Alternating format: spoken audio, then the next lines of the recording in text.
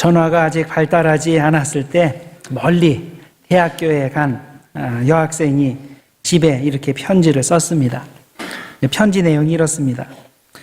엄마, 더 빨리 편지를 보내지 못해서 미안해요. 사실 팔이 부러졌어요.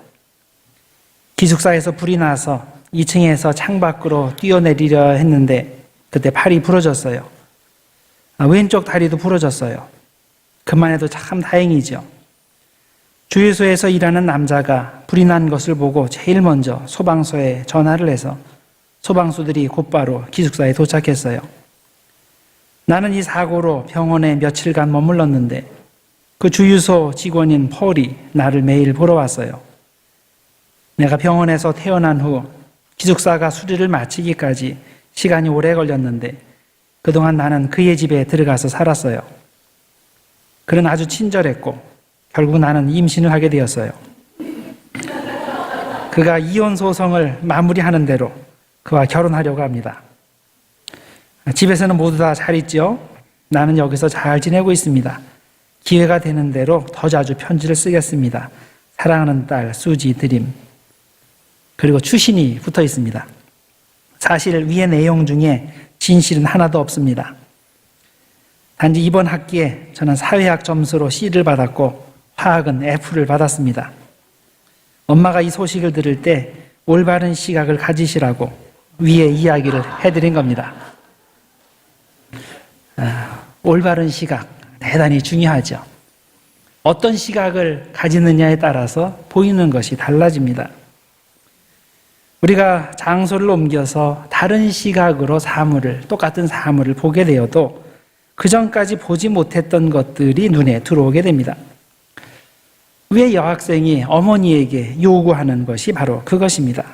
엄마가 시각을 약간 바꾸어서 보게 되면 자기가 성적 제대로 받지 못한 것도 이쁘게 봐줄 수 있다는 그런 뜻이겠죠.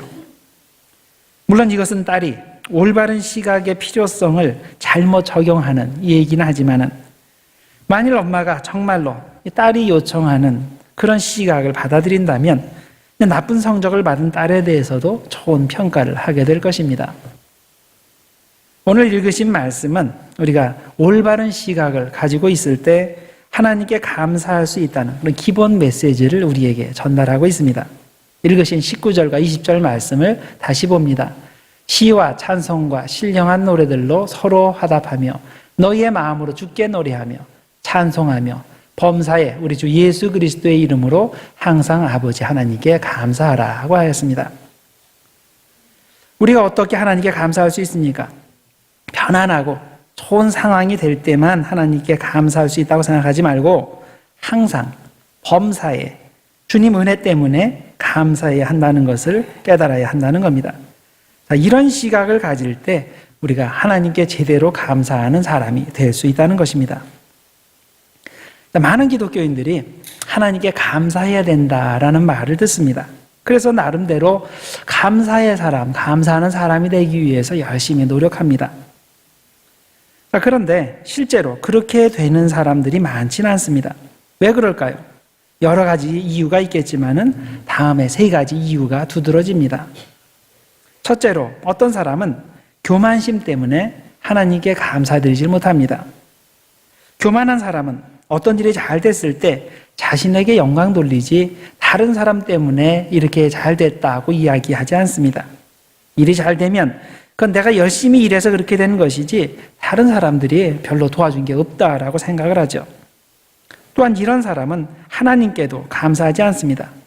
하나님의 역할이 그렇게 크지 않다고 생각하기 때문입니다.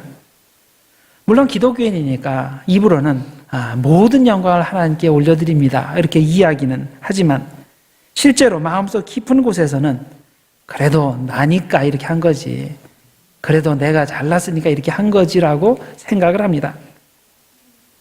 그래서 하나님께서 뒤에서 나를 지켜주신다는 건 알지만 실제로 열심히 한 거는 나니까 하나님께 어떤 특별히 가시적인 감사의 행위를 할 필요가 없다고 생각을 하는 겁니다. 한편 어떤 사람들은 비판의 습관이 몸에 배서 하나님께 감사하지 않습니다.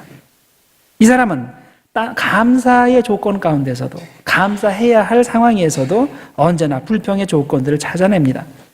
다른 사람들은 다 좋다고, 다 감사하다고 할 만한 상황에서 이 사람은 기발하게도 그 중에서 나쁜 조건들을 찾아내서 비판하며 불평합니다. 이런 사람은 무언가를 비판하지 않으면 삶의 의미가 없습니다. 불평하는 분위기가 아니면 자기 가시방석이에요. 살 맛이 안 납니다. 그래서 일부러 불평의 조건을 찾아내서 비판하고 그런 비판의 분위기를 다른 사람들에게도 전파합니다. 그런데 이런 사람은 영혼이 병든 사람입니다.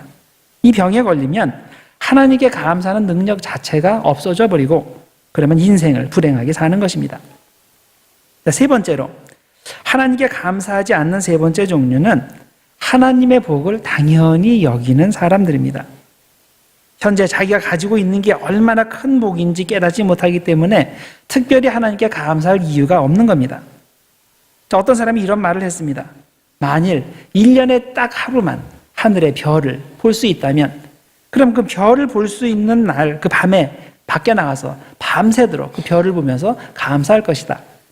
그러나 매일 별이 보이기 때문에 우리는 그걸 당연히 여기고 그것에 대해서 특별히 감사할 생각을 하지 않는 것이다. 이런 말을 했습니다. 충분히 이해할 수 있는 거죠. 세 가지를 말씀드렸는데 여러분은 이 세 가지 케이스 중에 어디에 속하십니까? 항상 모든 것에 대해 감사하는 사람입니까?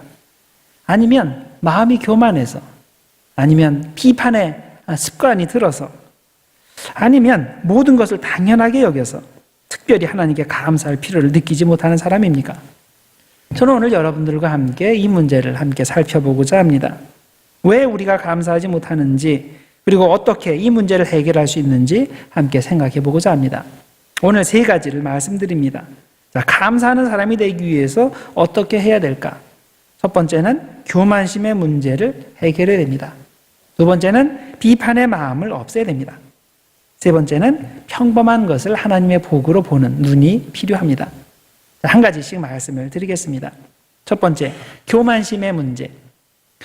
자, 이 교만은 인간이 가장 최초에 지은 죄입니다.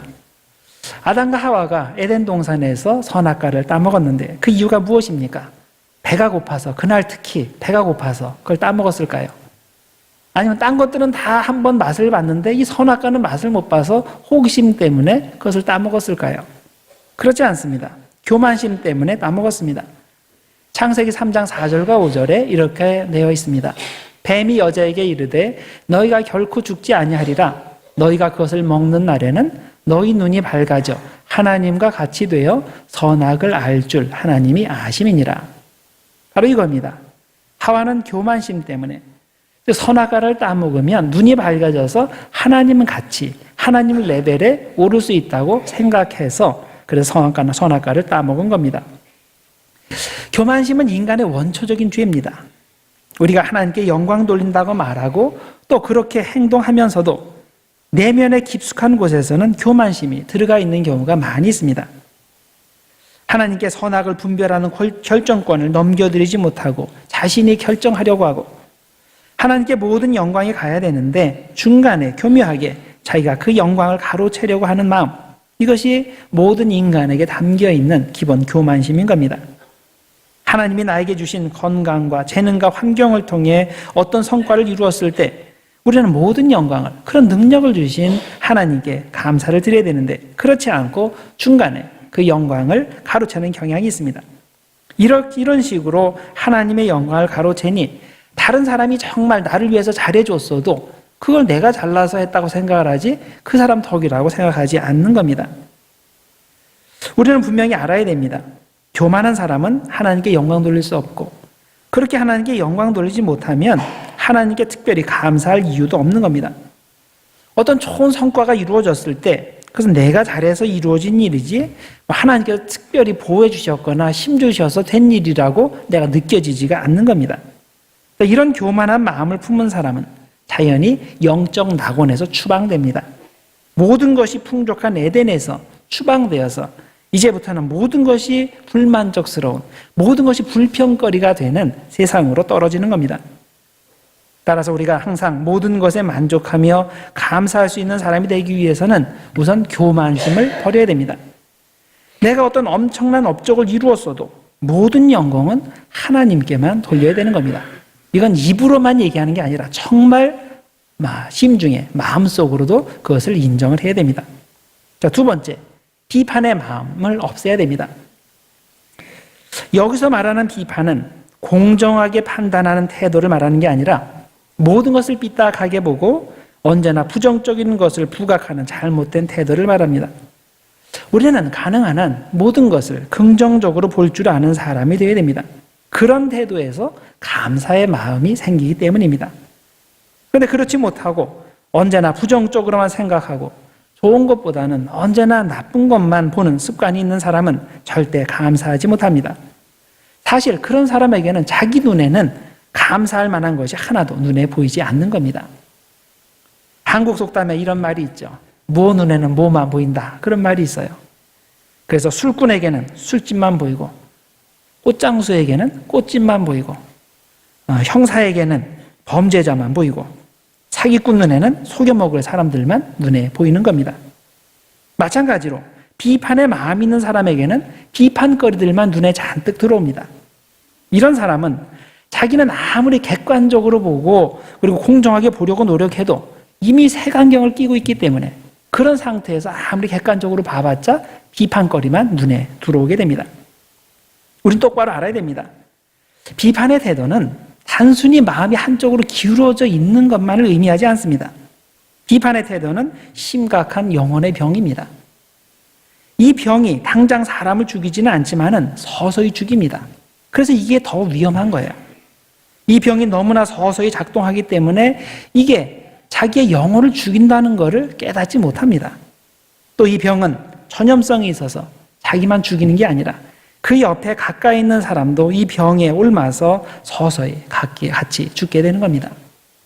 그래서 여러분, 자신이 혹시 이 영혼의 병에 걸려 있지 않은지 자세히 살펴보시기를 바랍니다.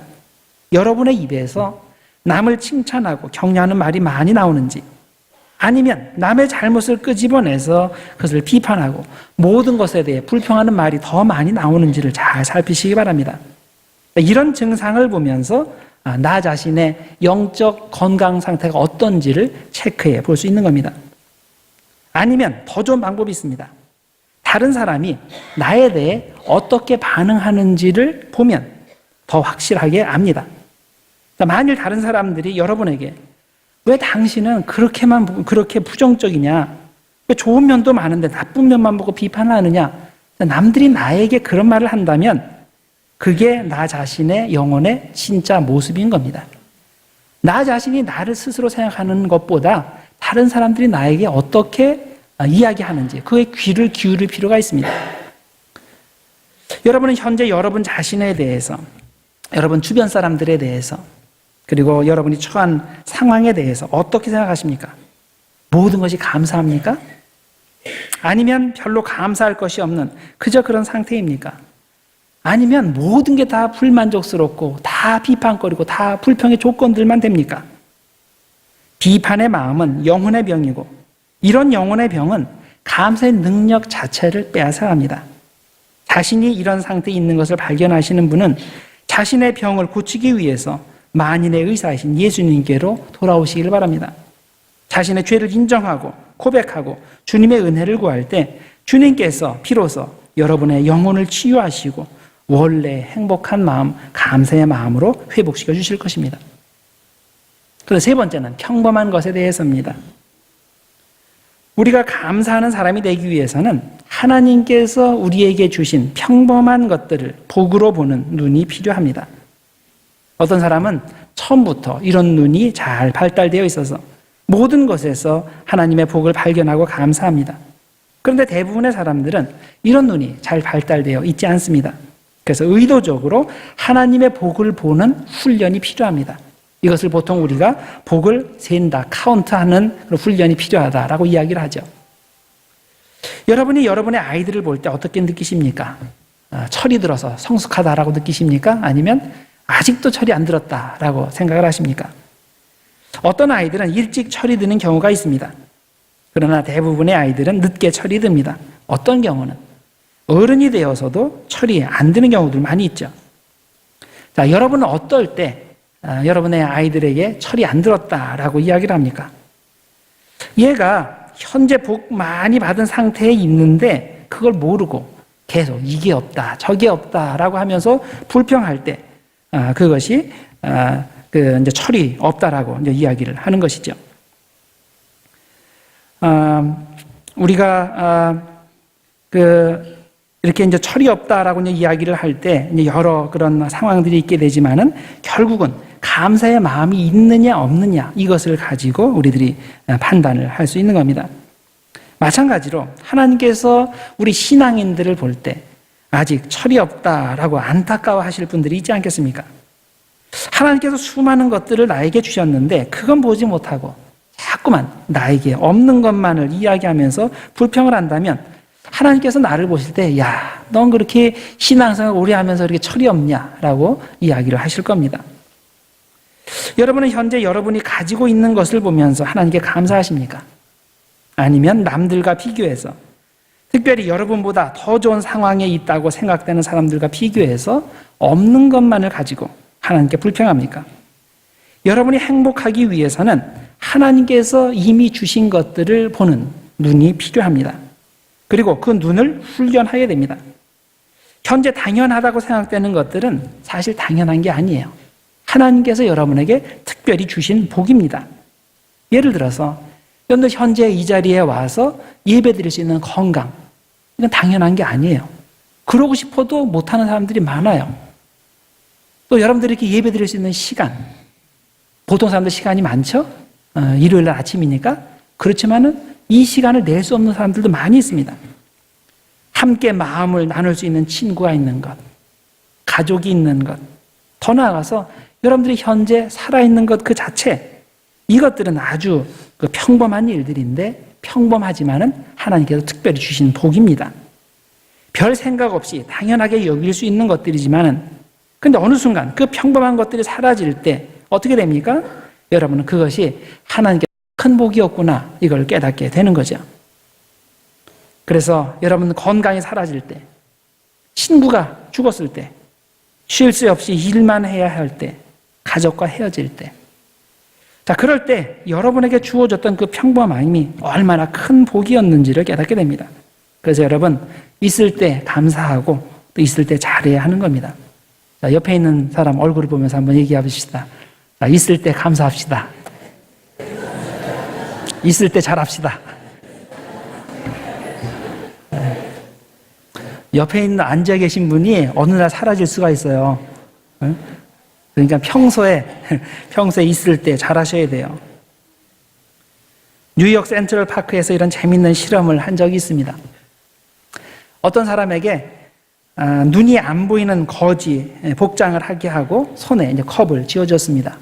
그리고 이제 목걸이로 이렇게 종이를 이렇게 사인판을 붙였는데 거기에 I'm blind, 나는 맹인입니다라고 쓰고서 컵을 들고서 구걸을 하게 했어요. 자, 그날 4달러를 이렇게 도네이션 사람들이 했다고 그래요. 그 다음 날에도 똑같은 실험을 했습니다. 이번에는 여기에 한 구절을 더 붙였어요. 지금은 봄입니다. 그런데 나는 눈이 멀은 맹인입니다. 그 한 구절을 더 넣었어요. 자, 그날 얼마를 벌었을까요? 40달러를 벌었어요. 10배가 더 많은 도네이션이 들어왔습니다. 자, 왜 그렇습니까? 사람들의 그런 느낌이 다른 거죠. 이 거지는 아무것도 보이지 않아서 그래서 이렇게 괴로워하고 있지만은 자기들은 지금 아름다운 꽃도 보고 새도 보고 태양이 뜨고 지는 것도 볼 수 있다는 것을 새삼 생각하게 된 겁니다. 당연하게 여기는 것들이 사실은 하나님께서 주신 놀라운 복이었다는 것을 깨닫게 되는 것이고 그럴 때 큰 감사의 마음이 생긴 겁니다. 하나님은 우리에게 많은 것을 주셨습니다. 많은 것을 줬다라고 생각하는 사람은 철이 든 사람이에요. 그런데 하나님은 나에게 많은 것을 안 줬다. 나는 너무나 가진 게 없다. 나는 너무나 삶이 비참하다. 이렇게 생각하는 사람은 철이 안 든 사람이에요. 하나님께서 우리에게 많은 것을 주셨는데 그것이 물질적인 것일 수도 있고 관계에 관한 것일 수도 있고 보이지 않는 어떤 가치에 관한 것일 수도 있습니다. 자, 그것이 정말 우리에게 복인데 그것을 복으로 인식하고 그것에 대해서 하나님께 감사하기 위해서, 또한 그런 감사한 마음을 가지고 행복한 삶을 살기 위해서는 세 가지가 필요하다고 말씀드렸습니다. 첫째로 교만심을 버리고 모든 영광을 하나님께 돌리는 그런 삶의 태도가 필요합니다.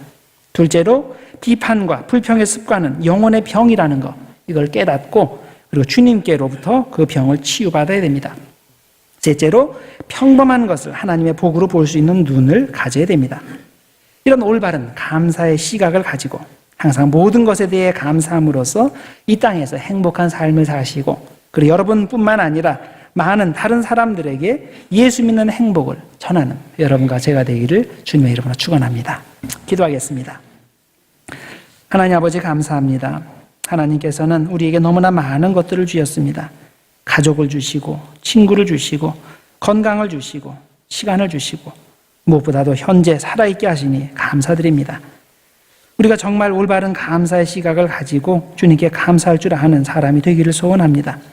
교만함을 버리고 겸손하게 하시고 비판과 불평의 병을 치유받게 하시고 평범한 것을 하나님의 복으로 볼 줄 아는 영안이 열리게 하셔서 범사에 항상 감사할 줄 아는 우리가 되게 하여 주옵소서. 예수님의 이름으로 기도드렸나이다. 아멘.